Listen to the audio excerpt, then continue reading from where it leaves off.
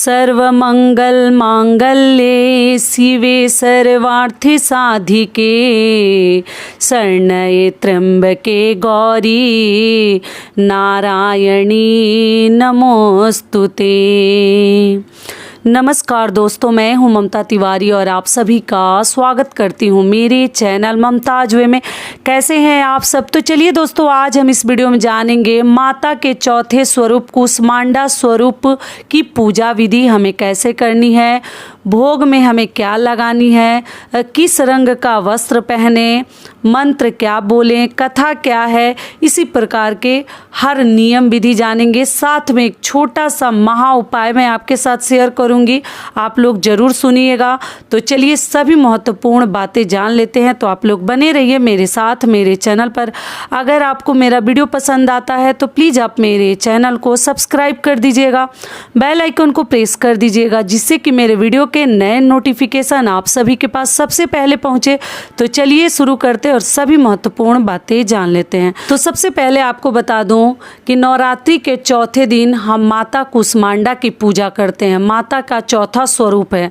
तो हम 2024 में कब करेंगे? 12 अप्रैल को। दिन क्या है? शुक्रवार। शुक्रवार के दिन हम माता कुसमांडा की पूजा करेंगे। पूजा विधि क्या है? तो देखिए, मैं तो प्रतिदिन ही आपको बताती हूँ कि सुबह सवेरे हमें, ऐसे तो हमेशा उठनी चाहिए, लेकिन व्रत त्यौहार में अगर आप उठ जाते हैं तो आपके सभी कार्य समय से हो जाते हैं। तो सुबह सवेरे हमें उठकर अपने जो भी नित्य कार्य हैं आपको कर लेने हैं। उसके बाद स्नान आदि से निवृत्त होने के बाद आप जो है माता की पूजा करेंगे। जो भी उनका बर्तन है, पात्र वगैरह है, धो लीजिएगा।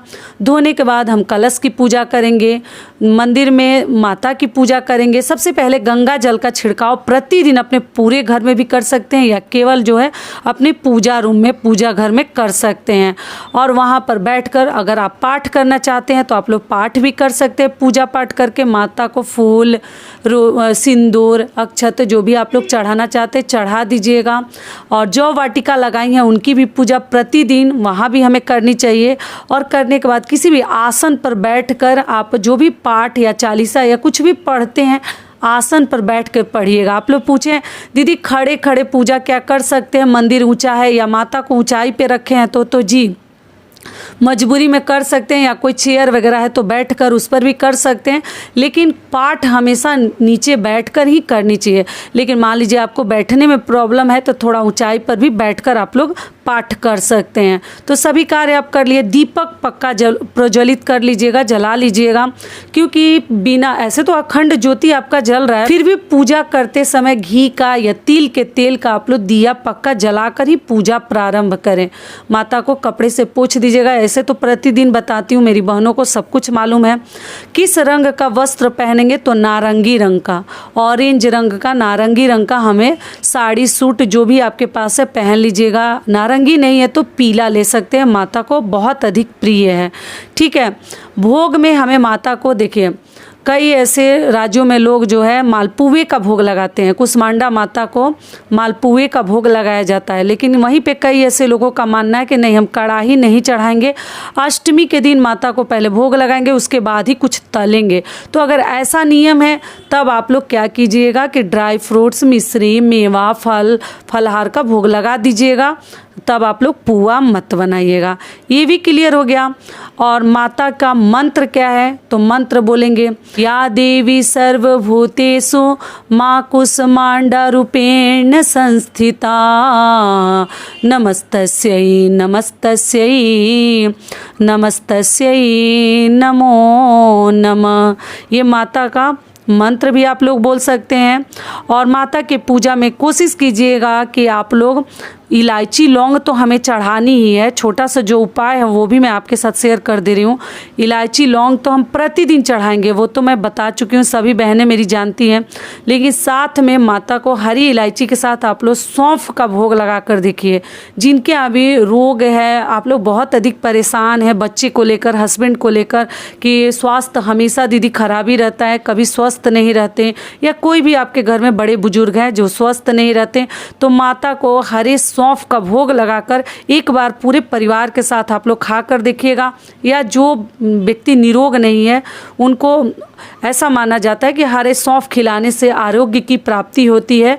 अच्छे स्वास्थ्य की प्राप्ति होती है। तो एक बार खिलाकर देखिएगा, कुसमांडा माता को बहुत अधिक प्रिय है, तो ये उपाय आप लोग कर लीजिएगा।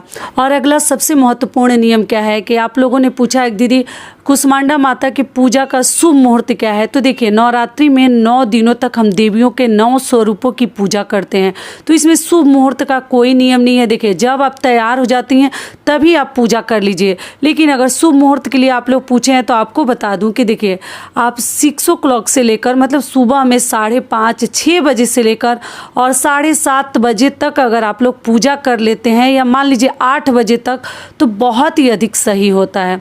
सूर्योदय से पहले कर ले तो उससे अधिक सर्वश्रेष्ठ कुछ नहीं हो सकता, बहुत अधिक उत्तम है।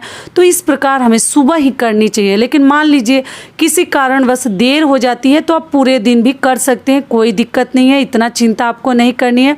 तो सूर्योदय से पहले ही शुभ मुहूर्त है, 7 बजे तक आपकी पूजा हो जानी चाहिए प्रतिदिन। इस बात का आप लोग ध्यान रखिएगा, ठीक है। तो चलिए माता की कथा सुन लेते हैं, माता के बारे में भी जान लेते हैं। नवरात्रि में चौथे दिन देवी को कुसमांडा के रूप में पूजा जाता है। अपनी मंद हल्की हंसी द्वारा ब्रह्मांड को उत्पन्न करने के कारण इस देवी को कुसमांडा नाम से अभिहित किया गया है। जब सृष्टि नहीं थी, चारों तरफ अंधकार ही अंधकार था, तब इस देवी ने अपने हाथ से ब्रह्मांड की रचना की थी। इसलिए इन्हें सृष्टि की आदि स्वरूपा या आदि शक्ति कहा गया है। इस देवी की 8 भुजाएं हैं, इसलिए अष्टभुजा कहलाती हैं। इनके 7 हाथों में क्रमशः कमंडल, धनुष, वाण, कमल, पुष्प, अमृतपूर्ण कलश, चक्र तथा गदा है। 8वें हाथ में भी सिद्धियों और निधियों को देने वाली जप माला है। इस देवी का वाहन सिंह है और इन्हें कुम्हड़े की बलि बहुत अधिक प्रिय है। संस्कृत में कुम्हड़े को कुसमांडा कहते हैं। इनके ही तेज से 10 दिशाएं अलौकित है। ब्रह्मांड की सभी वस्तुओं और प्राणियों में इन्हीं का तेज व्याप्त है। अचंचल और पवित्र मन से नवरात्रि के चौथे दिन इस देवी की पूजा आराधना करना चाहिए। इससे भक्तों के रोगों और शोकों का नाश होता है तथा उससे आयु, यश, बल और आरोग्य प्राप्त होता है। ये देवी अत्यल्प सेवा और भक्ति से ही प्रसन्न होकर हमें आशीर्वाद देती हैं। जो भक्त सच्चे मन से इनकी पूजा करते हैं उन्हें परम पद प्राप्त होता है। विधि विधान से पूजा करने पर भक्त को कम समय में ही कृपा का सूक्ष्म भाव अनुभव होने लगता है। ये देवी आधियों व्याधियों से मुक्त करती हैं और उसे सुख, समृद्धि और उन्नति प्रदान करती है। अंततः इस देवी की उपासना में भक्तों को सदैव तत्पर रहना चाहिए। तो एक बार प्रेम से बोलिए कुसमांडा माता की जय। तो यही थी कुसमांडा माता की एक छोटी सी कहानी और उनके बारे में जो भी वर्णन किया गया है, जो आप लोगों ने सुना। तो ये वीडियो मेरा यहीं तक का था। फिर मिलती हूँ एक नए वीडियो में। तब तक के लिए नमस्कार। स्वस्थ रहिए, सुरक्षित रहिए और जहाँ कहीं भी रहिए खूब खुश रहिए।